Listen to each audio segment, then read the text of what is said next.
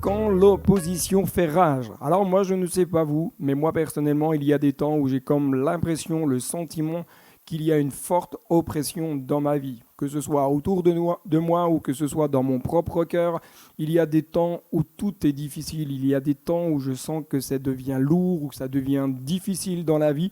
Il y a des temps où j'ai même envie parfois de baisser les bras. Mais j'aimerais simplement vous dire que si vous êtes comme moi, il y a un avenir et de l'espérance en Dieu. C'est pourquoi la Bible nous invite à reprendre courage, à ne jamais garder la tête baissée, parce que lorsque l'oppression vient, il y a ce mécanisme naturel qui se met en place, c'est qu'on va baisser les yeux, on va regarder à terre et on va en quelque sorte garder nos yeux fixés sur notre problème, sur ce qui est en train de nous malmener.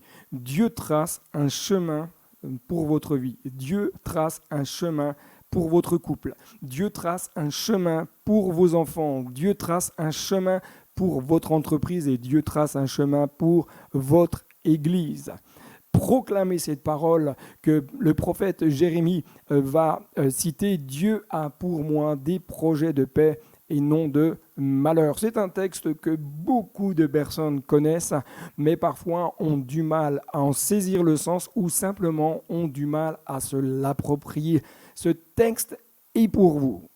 Dieu a pour vous des projets de paix et non de malheur. Alors, commencez à proclamer cette promesse dans votre cœur, commencez-la à la proclamer même à voix haute, parce que la proclamation a un impact spirituel lorsque vous commencez à la déclarer à voix haute. Vous êtes en train de dire à votre âme qu'il y a des projets en Dieu. Vous êtes en train de dire à la sphère spirituelle peut-être qui vous oppresse, je fixe mes regards sur mon Dieu parce qu'il a pour moi des projets de paix et non de malheur. Dieu a pour vous des pensées spécifiques, des plans, une direction, une destinée. Dieu ne veut pas vous mener dans une voie d'enfermement ou dans une voie comme à l'aveugle, mais il a tracé un chemin. Il y a quelque chose à suivre, une direction à suivre. Il a pour vous un chemin tracé. C'est pourquoi